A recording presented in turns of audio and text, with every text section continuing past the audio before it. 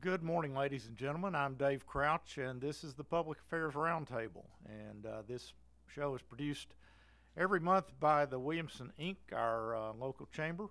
And we like to have prominent local public officials here to tell us more about what's going on behind the scenes in our community and giving us a picture into the things that everyone might not just know from reading the newspapers. Our guests this morning are Dr. Janet Smith, the president of Columbia State Community College. Good morning, Miss Janet. Her associate, Shanna Jackson, who is the dean of the Williamson campus of Columbia State.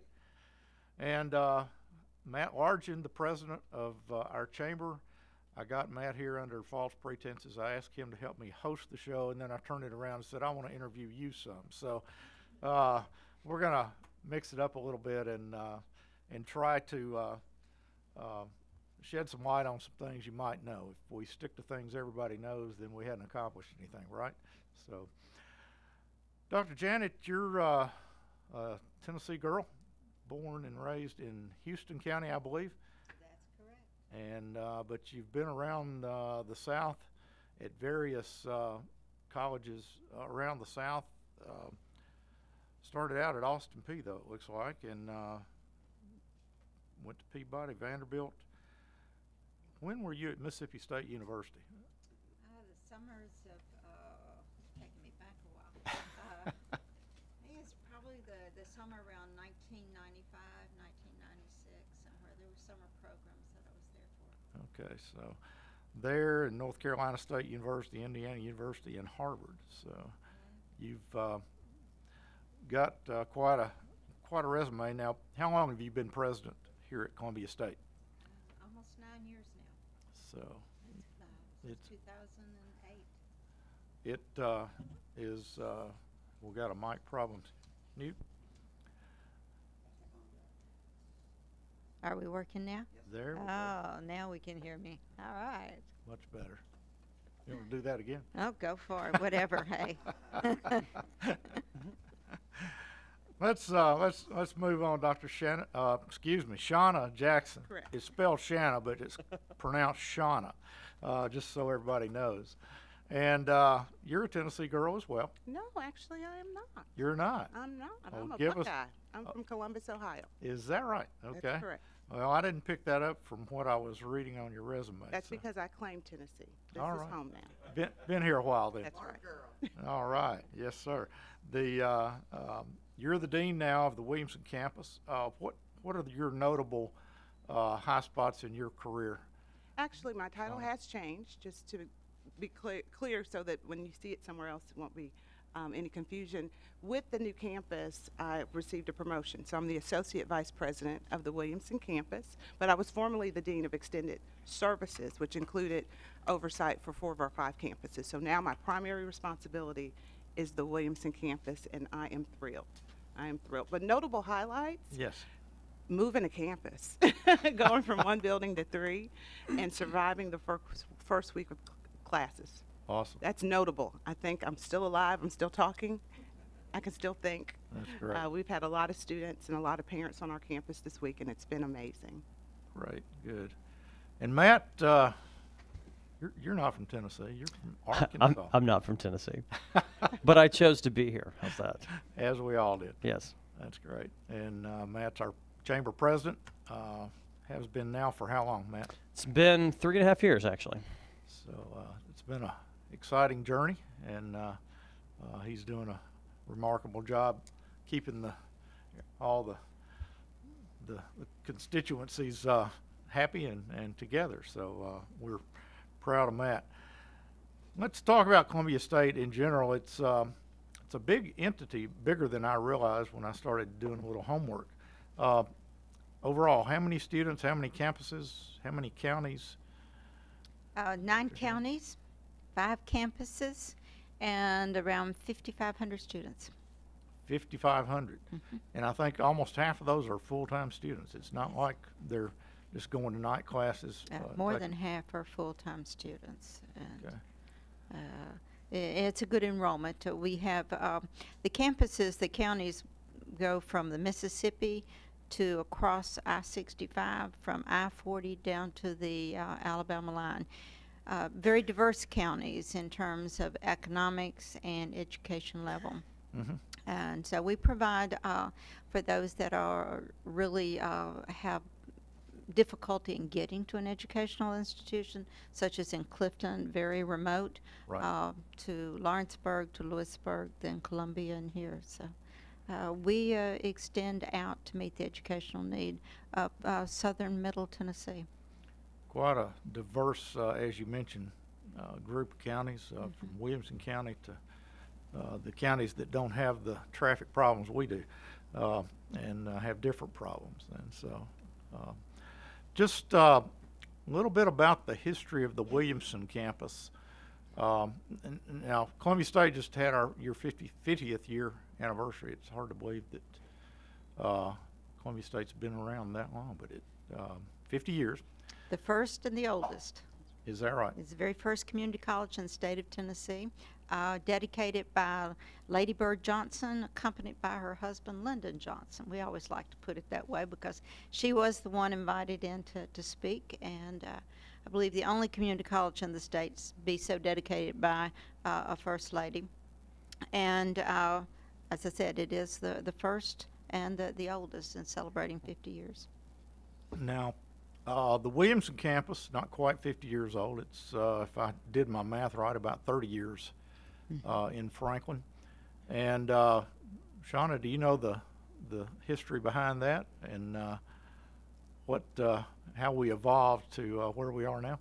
Well, I would like to point out we've probably been in Williamson County since the early 70s, and we've been in various places. In fact, I passed Kroger's today and I saw that Independent, I can't remember, Brandy, tell me what it is. Independence Square, where we used to hold classes before we were in the Yates building. And so we've been in the Yates building for around that time, and it was just a matter of keeping up with the growth in Williamson County and knowing that we needed more space. And so when we worked out a deal with the county for the Yates building, we have been there for quite a long time. Outgrew it many years ago, and I think you know the story. We've been on the list for a new campus since 1999 or 2000.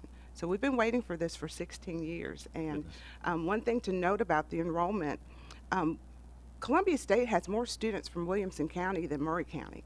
Last fall, we had over 1,600 students from Williamson attending Columbia State, and in comparison with Maury County, it was around 1,200. So that number just keeps getting larger and larger, and so I'm anxious to see this fall enrollment and how the new campus has impacted enrollment for Williamson County residents. Well, new campus is amazing. I heard about it, drove by it.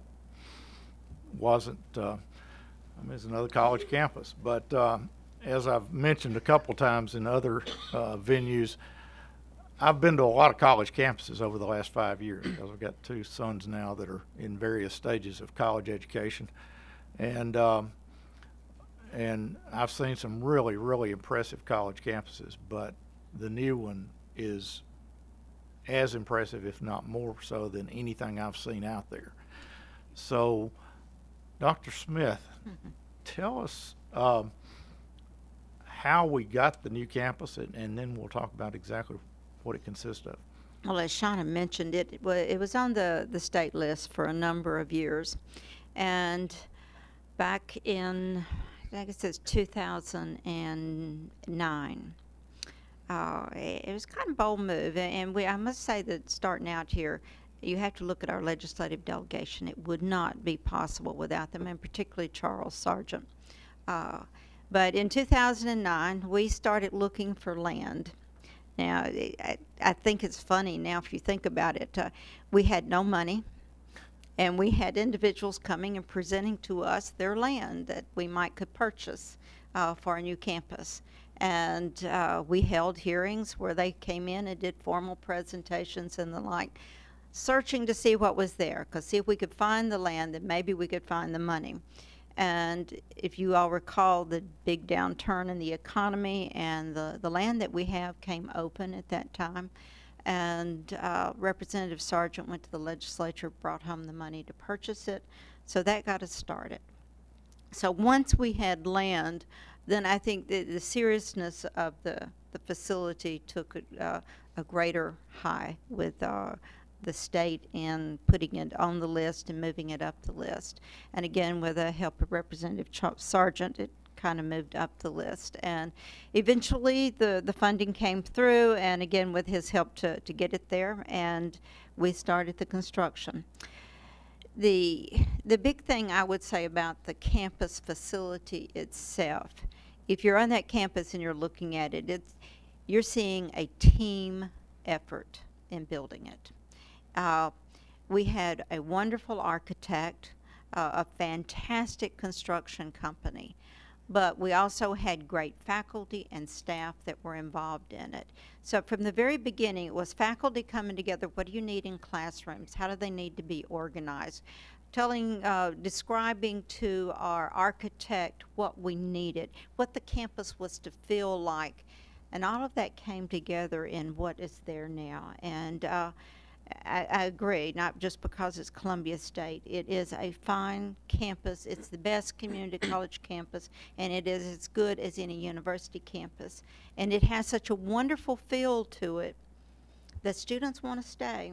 I was on the campus day before yesterday, early morning, and there was students sitting around on the stoops and just different places on campus, just hanging and talking with each other. Like they're supposed to on college campuses. Like they're supposed to, and sharing with each other, and so it's just it's a fantastic place to be. But I can't emphasize enough that it was a team effort in building that. So what you're seeing is the result of a lot of folks coming together and talking about what they need. Right. But the other thing I need to point out, it could not have also happened without the community. The community has been very much involved in this, from the city to the county and to individuals and to community health systems, because they gave us that first big punch in the money that we needed to for the 10% that we had to raise. And so we're forever grateful to them, because that was a big step for us as well. Let's step back. Community Health Systems wrote a check for $1 million. $1 million. And That's one of our local companies, folks, that that made a huge monetary contribution to this, and we had to raise wouldn't have 10% for the facility, and it had to come from the community. And Community Health Systems, first I want to say the Rotary Club, the Morning Rotary Club was the very first ones to give, and have given some every year. Then Community Health System stepped out and made that big punch, that big donation that was needed to move it forward and to show others that it was a valuable thing to invest in. okay. Now, we don't have pictures, and that's okay, because the pictures don't do it justice. But what I would like to do is take it building by building and talk about what's in each building specifically, and we have 10 minutes to do this, so I don't want to get too deep. But Shanda, the main, I guess we call it the center building, what do you call that? That's the administration building, and actually for our audience, we do have some Shanna, I said. handouts. Shauna, I'm It's sorry. Shauna, that's fine. We do have a few handouts that Amy Spears Boyd, if she would pass out for us. But anyway, the center building that you see is the administration building, and that on the first floors are one-stop shop for students. So new students, returning students, thinking about coming to school, that's where they would go. And we have admissions and financial aid and the business office, and everything is right there, so a student doesn't have to go to multiple buildings to be helped. Also on that floor is our bookstore, which if you ever saw the old campus, you'd have to go down the hall and around the corner to look for it. Everything is right there that a student needs. And we actually, for the first time, have food service on our campus. So we have vending machines, which is great, but Suzette, if anybody is familiar with Catering and Events by Suzette, is our on-site food provider, and she has smoothies and coffees and all the great things that we see our students enjoying. On the second floor, it's important to note we have a community room that is available for rent if you're interested, but a great space. We've had a lot of wonderful things there. The Nashville Technology Council held a summit. We've had Frank Talks there. So it's a beautiful space that we want to share with the community. We also have the Office of Economic and Workforce Development on that floor in our administrative offices. On the third floor is a beautiful library. gorgeous library overlooking the campus. We have tutoring and testing and some computer labs. Quickly, I'll move to science. One thing to note is at the former campus, we had one science lab. We did mostly biology, anatomy, and physiology, but students in Williamson that wanted to be in chemistry, physics, or engineering could not complete their program at the Williamson campus. That has now changed. We have 4 science labs, 2 biologies, 1 wet and 1 dry, a chemistry lab, and a physics lab. So that's in our sciences building, along with, and I know I can co-sign with Matt Largen right here, we have a dedicated networking lab for students, a dedicated Mac lab for students, which is something we didn't have before. So we're all aware of the issue in IT for employers seeking people. We can now help to address that through our programs. Also in this beautiful building is the nursing lab, and Williamson Medical Center was a very large donor where we have a simulation lab, and if you go in there, it looks like a hospital. It looks like hospital rooms with control rooms. So the nursing students now have just a great space to learn and put those hands-on skills together.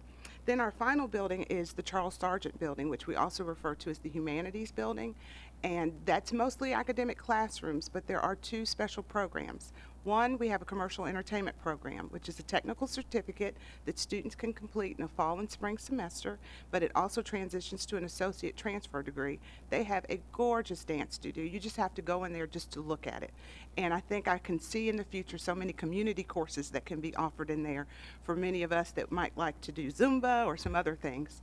Then on the bottom floor, because that's the only building with a basement, is for our film crew program, and that is another technical certificate that is completed in 3 semesters, and those students are the below-the-line folks working on lighting and sound and being on the production sets, and so they have a large sound stage where they are creating magic. Magic happens in that room, and then there's some other labs down there. So that is my hopefully less than 10-minute summary think you of did the it in 5. three buildings. It's pretty good. Sean, let me ask, Sean, do you have any ping pong tables in the new campus You or know not? what? We actually do. You do? Yeah. Okay. We have a ping pong challenge going on. When I first met Matt, I challenged him to a ping pong game at the former campus, and he basically really beat me really bad. And then he just That's what happens when you casually- trash I talk was ping pong. trash talking Yeah, you're pretty trash bad. talking ping pong. And he finally said, I grew up with a ping pong table in my house. So the challenge is on. I'm going to That's right. practice a little bit, and I'm going to put some students again. That's fine. That's fine. Actually, Chancellor Gregory from the Tennessee Board of Regents was playing on Tuesday Okay. with a student, and he won. So I might put Okay. the 2 of you up for the Just let me know challenge first. anytime. Yes. We'll Okay. have to ramp that up, bring in the ping pong tables here, but He's pretty good. I'll Well- give him credit. what would you like to add to that, Dr. Smith, of all the, there's a lot I know you can talk about, but One of the things I would like to add is that in the design of the buildings, we described to the architect that we wanted a campus that honored the heritage that Williamson is so noted for, but also that looked to the future. And we think we accomplished that very much, that it does honor the heritage, but it also is a facility that looks to the future. And I mentioned earlier about kids hanging around, and as Shauna mentioned, the library. Day before yesterday, there was a student there, and he was heading up to the library. And I said, okay, what do you think about it? He said, it's big and it's nice. And so it's a place that they can relax in. And I think that throughout the campus, those areas are there, very special areas that were intentionally built for students to hang out, to plug in, and just either visit or be into their own study habits. The other thing that I would mention is the sustainability. That is not a campus that was built without thinking sustainable. The architect says that if we'd gone for LEED, it would probably have been well above LEED because it is it has that many different features that is built into it. It's geothermal, totally geothermal. The whole aspect of the trash and that sustainability part is there. We're primarily a non-plastic campus, not totally water. It's hard to get water in glass bottles, And so we've got that aspect that is there. But so many different features to the campus itself that has gone into being a part of what this community is about. And we try to keep that involved very much in the whole design process. Just a beautiful job. I was blown away when I took the tour a while back, and my prediction is that your enrollment's going to explode. So when kids see that facility, I think they will be impressed, particularly in contrast to where you used to be, the old Yates building. Yeah, and let me add to this, Dave. It's not just kids. When they see it, and I'll give this analogy. I worked on a company headquarter relocation several years ago to Nashville when I was at the Nashville Chamber, Oric. Moved their headquarters from New Orleans to Nashville. And on that tour with Tom Oric, we took him through the Frist Center, kind of a last-minute addition. And he got in the van afterwards and said, you know, it wasn't necessarily what he saw inside the building, the art on the walls, that was impressive. But he said what was impressive is you all decided to come together as a community and make this a priority. And I think the analogy is the same way with this campus. This really reflects well in the community, just like it does with the Franklin Theater in downtown, because we decided to come together as a community, and we said education, higher education is important. We're going to invest in it, and it really goes to the character of what this community is and what we value. Very, very well said. Thank you for bringing that in. What I wanted to try to do this morning, again, like I said, if we just tell everybody what they already know, we haven't accomplished much. But as I was thinking through where to go after talking about the beautiful new campus and talk about the programs that you have available, in my mind, and correct me if I'm wrong, but in my mind, they fall kind of into two categories. You've got the traditional 1- and 2-year courses, certificates, programs for kids that don't necessarily want a 4-year degree. They just want a job, and a well-paying job. And so you've got a lot of your students, I suspect, that's their focus. And then you've got some others that it's a pathway on to a 4-year degree. And so I thought we'd kind of break it up into two discussions there and talk, first of all, about the 1- and 2-year programs. Matt, you being the president of the chamber have a unique perspective from how the community could use Columbia State and how they're using them most effectively. If you could talk to us about what you're seeing that Columbia State's doing well from that perspective, and some of the things that are being planned and so forth. Well, yeah, and let me just kind of take a step back and talk about how important workforce and talent is to companies these days. When you look at all the issues that a company looks at, whether they decide to relocate or expand in your area, it always comes back to talent. That's really what drives companies these days. And if you can show them that you're a location where people are willing to move from to, you can attract people from across the globe, and you can provide a pipeline of talent, then you have a leg up on your competition when you're competing for these companies, whether expansions or relocations. So this new campus at Columbia State definitely fits the need when it comes to the pipeline piece. And whether that's, and Shauna and I have had conversations in the past many times about a company that come in, want to do some customized training, and we just didn't have the space. So now this campus will allow us to do that and have the space for that. In addition, we've been working for years addressing the IT shortage, and what you mentioned about the Nashville Tech Council having an event here early this summer. That's a great example of ways that we're looking to fill the pipeline of IT talent long term, and Columbia State's a great way to do that. So you all have been a great partner and will continue to be a great partner, because we know talent is what drives companies to Williamson County. Tell us a little bit about the Fairview Mechatronics program. Who wants to take that one? Dr. Smith? Well, that is a really rich program that has been developed between the Williamson County Schools and Columbia State. And Darrell Lampley has led the charge on the Columbia State campus. But it is a program whereby a student can begin at Fairview High School and go through the curriculum. They choose the curriculum on the front end, where at the end of their time, at the time of graduation from high school, they can graduate with both a Associate of Applied Science degree in mechatronics as well as their high school degree. It's a combination of dual credit, dual enrollment, and college classes and high school classes. Right. Now, Dave Allen, if you would step up here to the podium, I've got a question or two for you. Dr. Allen is the Williamson County Schools Director of Career and Technical Education. Is that it? That's it.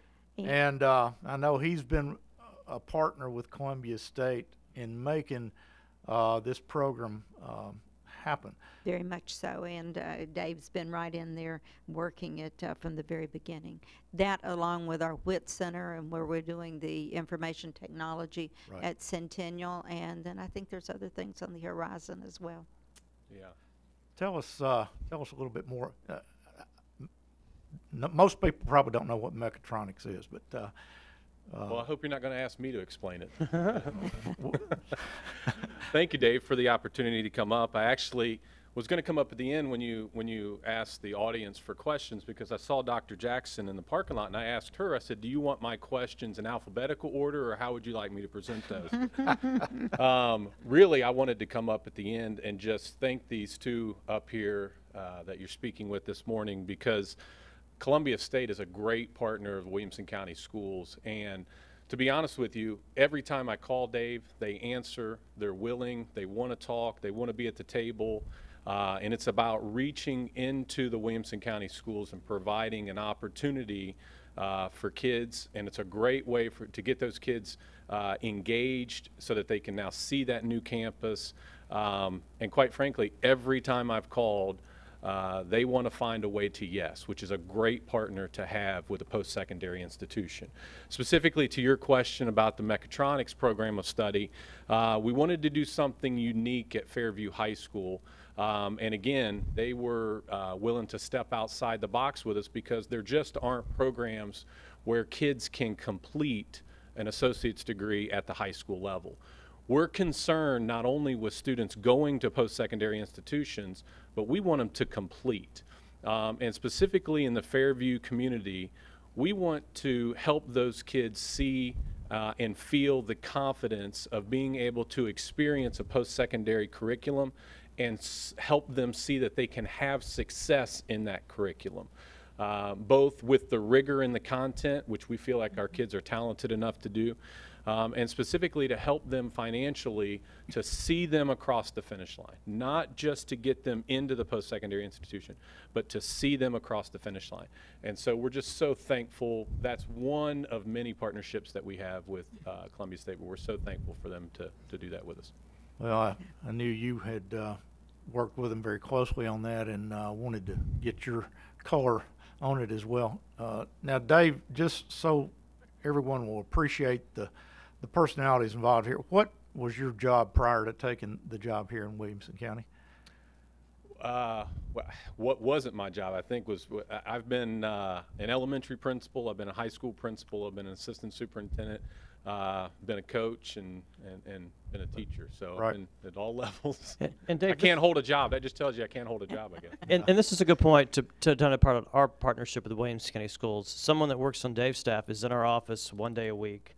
And I don't know another Chamber of Commerce, so we actually have somebody who offices out of the Chamber for part of the time. So Dave and Rebecca Collins have been fantastic in terms of making these partnerships between the business and education community. So thank you, Dave, for all that you do and for what Rebecca does too. Thank you. Okay. And if I could piggyback off of that, another example of this triangle partnership is our hospitality and tourism program. Yes. That was just started this fall, and I see Ellie Westman Yeah. Chin. Can we call Ellie to the Yes. mic? Yeah. I really want to call Ellie up to the Maybe. mic. Thank you, Dave. Ellie, would you come to the mic, please? You can tell the story just as well as I. So You know, I'm Yeah. always would happy you? to just sit and listen and not have to participate. If you would like, okay, so Ellie, your title is, President and CEO of the Williamson County Convention and Visitors Bureau. thank you. And I started 2 years ago, July. and probably I was about a month in, and I was at a chamber function, a luncheon, I think, and I met Dr. Smith. And I was in Atlanta prior to this, and I worked pretty closely with Georgia State University School of Hospitality. So I offered my services to Dr. Smith, and I said, I'm happy to come over and help with your hospitality program or speak or do whatever you like. And she said, well, we don't have a hospitality program. Do we need one? And I very honestly said, well, I don't know, because I've been here about a month. So luck would have it, the next week I was meeting with quite a few of our hoteliers, and I said, hey, I just met Dr. Smith, and she asked if we need a hospitality program, and I looked up, and they all just screamed, yes, we need one. We are in dire need of employees in our hospitality industry, and hospitality covers a lot of different things: restaurants, attractions, hotels, AV companies, caterers, and so forth. So I called back and I said, yeah, we need one. And she introduced me to Shauna, which was one of the best relationships I've made since I've come to Williamson County. And we started working on this program together, and we are really excited to announce that we launched it this semester at the new campus. So it's been great. We've had a lot of partners in the industry come out. We did a big internship program this summer. We had 19 different interns, intern opportunities across the county with our partners. And we're getting ready to get our advisory committee back together to say, okay, we got it launched, and where do we go from here? And we got to get students in the program and so forth. So that's just been an amazing partnership for our hospitality industry. But it wouldn't have worked without Shauna. I will tell you that right now. She's amazing. If you ever have an opportunity to work with Shauna or Dr. Smith or Columbia State, say yes and do it and make the commitment. Awesome. Well, I certainly appreciate that, and I don't want to leave out, and you did mention it, the role of the chamber, and not just hosting meetings, but Matt and his staff were right there with us, Yep. helping us to promote it, put materials together, and Rebecca Collins, who you referred to earlier, was a linchpin for the internship program and having a very easy way for students to apply and for employers to match up with students. Yeah. And we're thrilled to both support and then financially support the internship program, and also financially support the mechatronics build out of a classroom at Fairview High. I mean, this is what you do as an organization, and we're great at celebrating ourselves, and we should pat ourselves on the back, right? I mean, that's important. I think we all do great work. But I guess my question to you all would be, what have you seen other community colleges do with chambers across Tennessee or across the country? Are there things that we can learn from them and even do a better job in making this partnership even stronger? I would say one of the big things that I've seen, particularly, is where community colleges and the chambers come together in recruitment of industry, working with industry, because we can work in providing those needs that they have when they come in, those soft skill trainings that they need them, as well as hard skill. But just that ongoing relationship, and I think we have it. I think we have exactly what I've seen elsewhere, because it is a very supportive relationship, and a relationship that's aimed both at existing industry and businesses as well as future industries and businesses. And in that type of relationship with the new campus, we have also been able to expand and can work with you even more, meeting existing industry needs. LK Browning is here today. LK has just been employed at the college, and she is over our workforce and economic development area, so that she can work with businesses and industries in the area for existing needs that they may have in training and development. But I think we have what I've seen at other locations, and probably even more so, because we have been developing this relationship for quite a while, and how we to work together to meet the industry needs. And I know you and Shauna particularly have worked on various programs and ideas, and as we have wanted to make the meetings with various community leaders, you have set that up so we can define what needs are out there. So I think it's a strong relationship, and very much what I've seen in other areas. Okay, just to kind of recap, okay, the mechatronics program is to train a kid in high school to come out of high school prepared to work on robotics and automated factory equipment that these, particularly the auto manufacturers around here, use to assemble cars and things like that. The hospitality program and tourism program will actually prepare a person to come out and run the front desk of a hotel, run the event management of a hotel. What else, Shauna? What else will they actually learn to do? And this is just for old guys like me that you got to hit us between the eyes. Okay, what do they actually learn how to do? The technical certificate in hospitality management is a 2-semester certificate, so students can complete it in 1 semester. Traditional students can use their Tennessee Promise. It is eligible for that, and it is basically doing 2 things. One, for new students that aren't familiar with this industry, giving them a very broad brushstroke of all the different careers that are involved. And for those that are already in the industry, helping them to be ready to prepare for a management role. One of the essential components that we learned through the advisory committee is they needed education and work experience, not one or the other. They needed both. And so there's a co-op built into the program that will allow them to get that work experience if they're not currently working. So it is perfect for traditional students and working adults. Because we are really simplifying the way that they can go to school. But it's to prepare them, one, to understand the industry and decide, do I want to do hotel? Do I want to do tourism? And then once they decide their path, really helping them to give some management skills so they're ready for that. Okay. Now, Matt has talked for as long as I've known him, I think, about the need for IT people here in our community. And Dr. Smith, a couple of years ago, you all partnered with Centennial High School to put in a computer lab there, which is called WIT, right? And what does WIT stand for, and how is that program structured, and how's it going? It stands for Williamson Information Technology. And I think this goes back to Matt's earlier question, how the chamber and the college work together, because the chamber continued to put forward the need for information technology individuals in our community, and the college listened to that need and then worked with Williamson County Schools.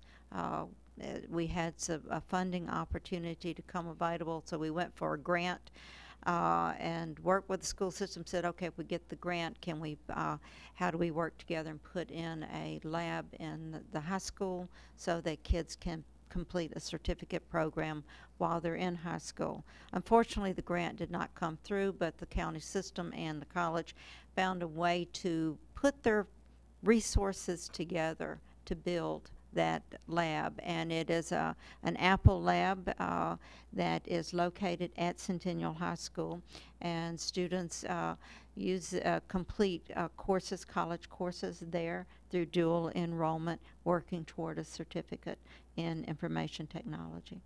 So when they come out of high school, what will they actually be able to do? Well, when they come out of high school, their courses will be able to transfer to go on into a baccalaureate program if they so choose, or they have skills for maybe entry-level IT programs. Okay. That's a real good segue into the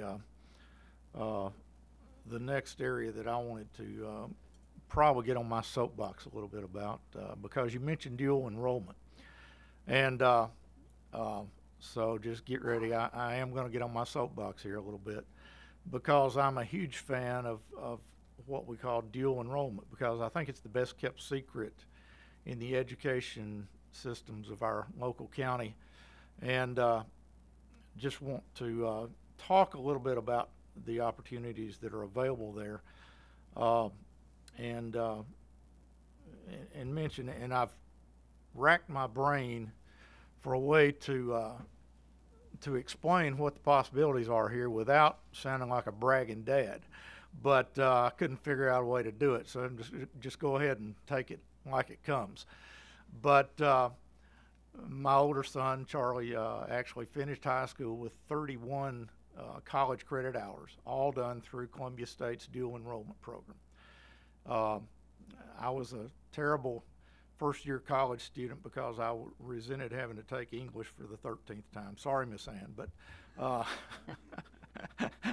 so I didn't do very well at the required courses, and when I saw a way for my kids to get them done while they're in high school and get the college credit so that they would not have to revisit those in college, I was excited about that opportunity. So I encouraged Charlie and Jack both to look at dual enrollment as a way to get their college English, their history, their core requirements done while they're still in high school, so that when they get to college they could go right into their major and hopefully be on to a job as soon as possible. Now, Charlie's an average guy.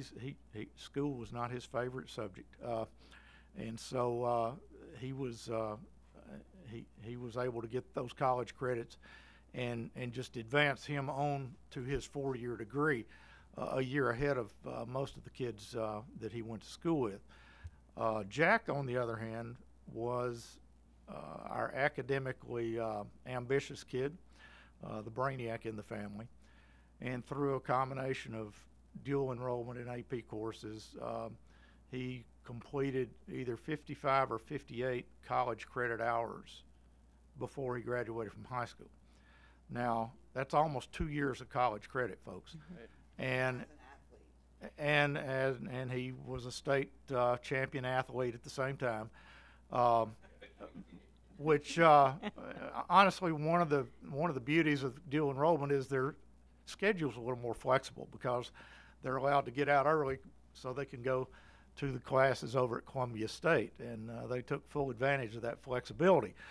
But and Jack cut about 25 yards in his spare time. So, but the point I'm trying to make is that these hours, 55 of these hours, have all been accepted by Auburn University, every one of them. There's another 3-hour course that may or may not be accepted. They're wanting to see the syllabus of it, and so the cost at Columbia State and through Columbia State is much different than Auburn University or any of these other big colleges. But it's not the cost as much as it gives Jack the opportunity, if he wants to pursue a double major or possibly even get a master's degree in that 4-year time period that he's going to be in school. So I've hogged the microphone here, but the dual enrollment possibilities are just amazing, and just wonder what we can do to get the word out a little more. If I hadn't done a little bit of that today, Dr. Smith, what do we need to do? I think, what you've said, it will help spread the word, but Williamson County Schools and all of the schools, we're in all of them offering dual credit, and so the counselors there do a very good job of getting the information out to the students. I don't know that all students understand the really great opportunity that is there, and I think sometimes that's hard when they're in high school and they're thinking about being in high school and the activities that's going on in high school and giving those up. A little bit more difficult for them to think about to the future of getting that many courses off. The big thing I think that needs to be remembered is that a student can take 2 courses free as dual enrollment classes while they're in high school. The state pays for that, and so that part is there. Not as many students taking advantage of it.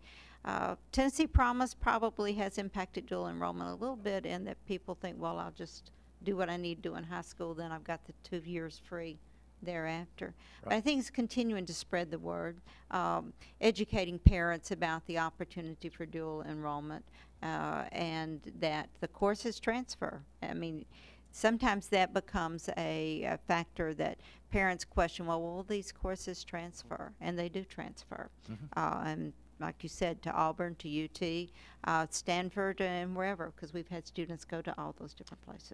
I've got 2 young daughters, 8 and 10. They're both going to Virginia Tech and then in engineering.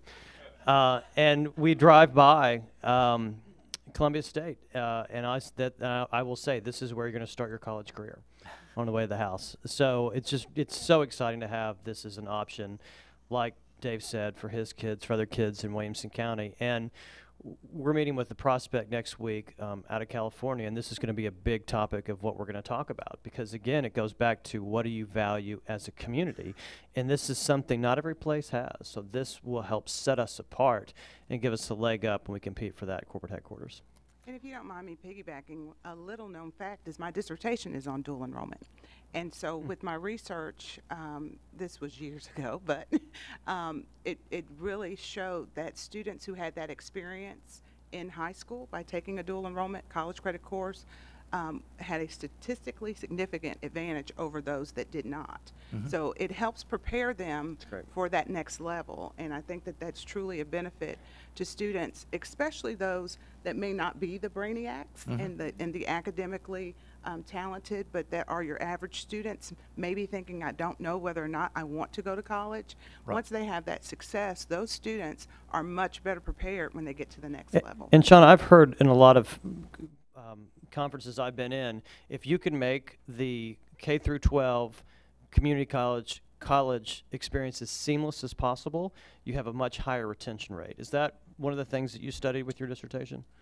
I didn't study that aspect Right. of it. I mean, I really compared students, and these were Hope Lottery students, not to get into all of my research. No, that's interesting. That, you know, all of them had the Hope, but some took dual enrollment and some didn't.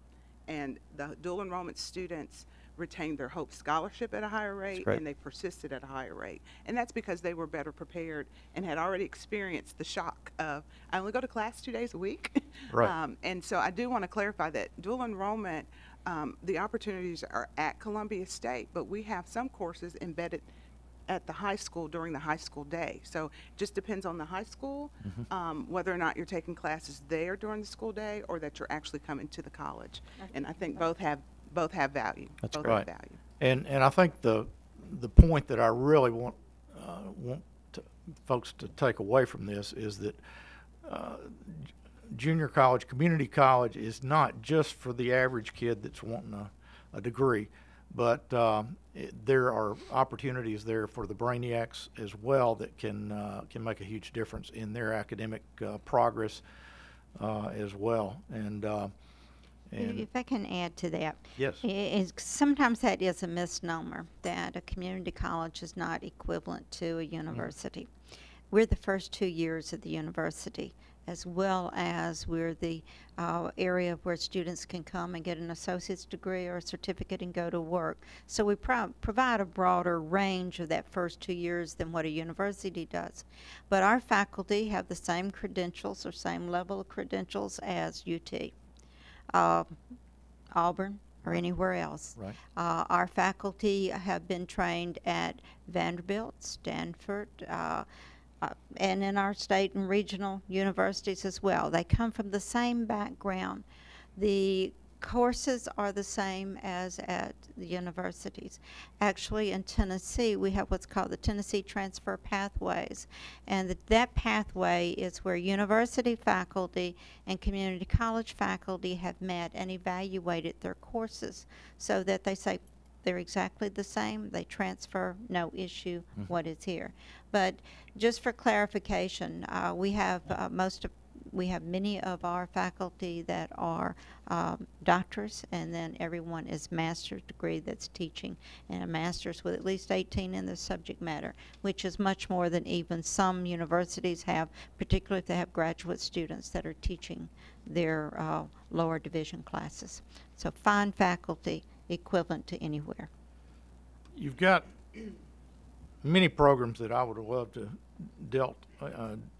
dove into a little deeper, particularly the nursing curriculum you've got and the labs you've got are amazing.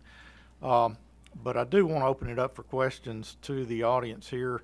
And Dave, if you've got any more, you can come back and probe a little bit more. But if you have any other observations or questions about Columbia State, I'd love for you to come up and Can I interrupt while they're coming up? You just mentioned nursing, so I can't walk away without telling you that our nursing pass rate exceeds the national level and is the highest in the state. So, fantastic nursing program. So anytime you go to the hospital or the doctor's office and you're laying back, look up at your nurse and say, where'd you get your training? And majority of the time they're going to say Columbia State. So we're providing the health care of the area. Brian Eccles. Yeah, I'd like to hear about Tennessee Promise and the impact it's had on both the college and your students. You've had, I guess now, a couple of years or a year and a half of experience, and just like a report card. Yeah. All right, I'll start it, and then Shauna can jump in terms of its impact on our Explain what it students is, and if so you will. forth. Explain Okay. what it is. The Tennessee Promise, several years back, the governor started a program called Drive to 55, and that was to move the education level in our state to 55% by 25. And so we are working in that for completion of associate and certificate programs. In line with the Drive to 55, the governor came forward with what is called the Tennessee Promise. The Tennessee Promise provides students who graduate from a high school in Tennessee the opportunity to go to college free. And it is a last dollar scholarship. There are things that they have to apply for to become eligible, and then a volunteer program that they must participate in to remain eligible. Many students throughout our region have taken advantage, and I think that number has grown this year from what it was in the past year. Our enrollment increased due to Tennessee Promise all across our southern region. This year, the numbers in Williamson County grew tremendously to what they were the past year, and we attribute that partially to the campus and to people seeing what, the students seeing what can occur. But the Promise pays for their first 2 years of college. And so it's a wonderful opportunity if they graduate from high school, but they have to do the eligibility things. In terms of its impact on Columbia State, as I said, we've had an enrollment growth. From that, we've seen more students coming in.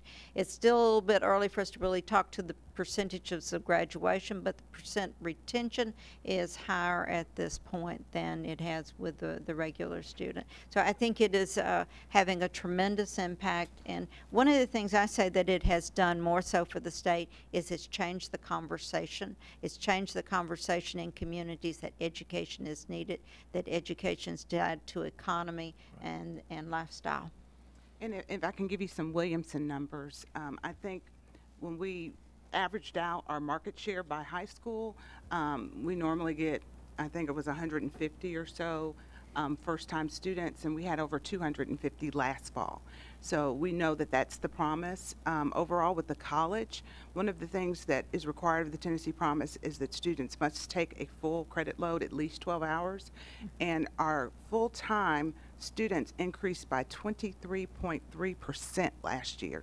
And so we know that that had an impact because of the promise. So this year, I'm expecting to see really significant numbers. I think the first year it was just kind of, what is it? How do you do it? You know, and so this year, I've just seen a lot of new students from Williamson County taking advantage of the promise. So we'll have to wait on some of the numbers for this fall, but it definitely had an impact for the college as a whole, but also significantly in Williamson just last fall. So like President Smith said, combined with the new campus, we had about 1,300 students last fall, and so we were expecting about 1,600. We have over 1,800 enrolled this fall. So, you know, we believe that a part of that is, of course, the new campus, but also the Tennessee Promise. And let me say, as part of the Tennessee Promise, these kids, especially the first-time kids, need mentors. So there's a program through that. I've got the numbers for Williamson County. Williamson County will need 231 mentors to help these kids get through primarily the application process. And I'm proud of the Chamber team for a host of reasons, but even more proud in this case that half of the employees at our Chamber of Commerce are mentors for these kids. So I encourage anybody that's listening to go and sign up. It's pretty easy to do. It's the website. The Twitter handle's @TNAchieves. I'm sure we can get the information there. But we'll be promoting this at Chamber events between now and when the applications come through. But anybody who's listening, I strongly encourage you to be a mentor for these kids. Makes a big difference. Thank you. Dave? That kind of leads into my question and my statement. I talked a little bit about retention and completion at the post-secondary level. We often tout how many kids we get into college, but we rarely talk about how many actually finish. The numbers after 6 years are pretty low across the state of Tennessee. I don't have them in front of me, but they're probably about 25 to 30% that'll actually finish with a degree, just a degree, not a 4-year, after 6 years. In Williamson County, they're higher, but there's still things that we would like to see them be even higher. I had a conversation with Dr. Jackson just 2 weeks ago and found out something that I really didn't know. Some of our kids have trouble getting into a place like UTK, and that's their first choice, but they have trouble getting in. I learned that they have an option to go to Columbia State, and then I was thinking maybe it might be good for you to share on the back side of that when they complete what they might be able to do with that. I appreciate that. That's a great segue. One of the things that I will be working on this fall is just strengthening our university partnerships.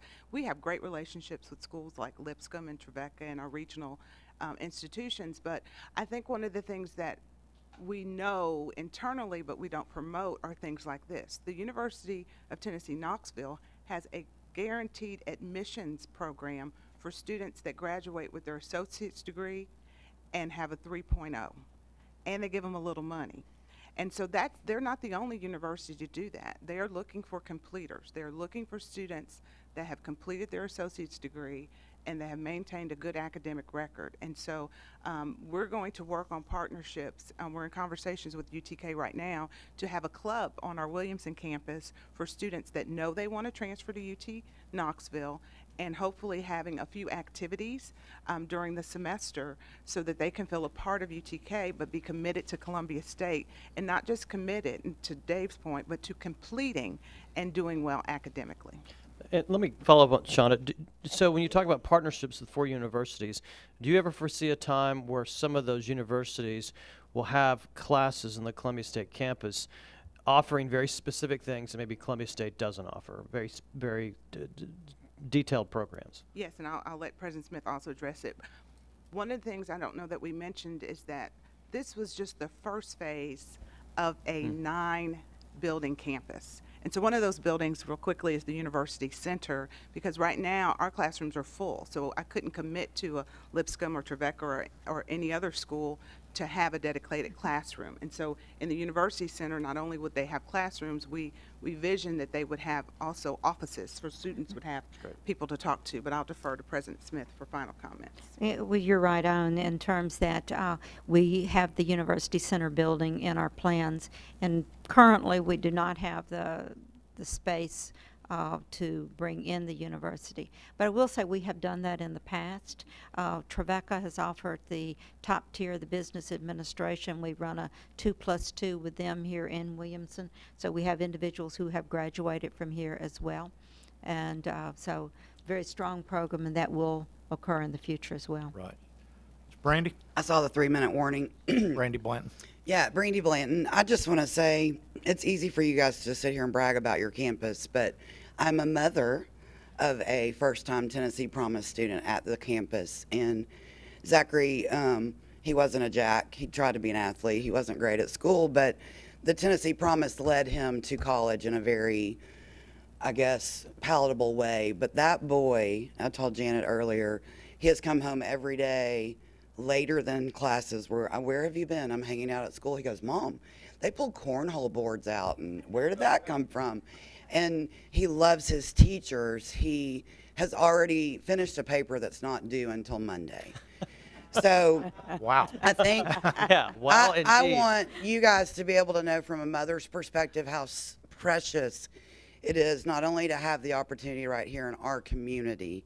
I love the fact that it's called a community college, but how great for us to have one more notch in our belt of what we can offer above and beyond most other regions and be proud of it.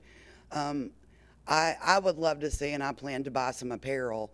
Everybody sports their SEC teams, and I think it would be great for us, even people who don't have the opportunity to support the school by way of enrolling or have a child, to go to the campus, go to the bookstore, buy some apparel, eat at the cafe, walk around, and be proud of what I know Thank will you, change Brandy. my son's life.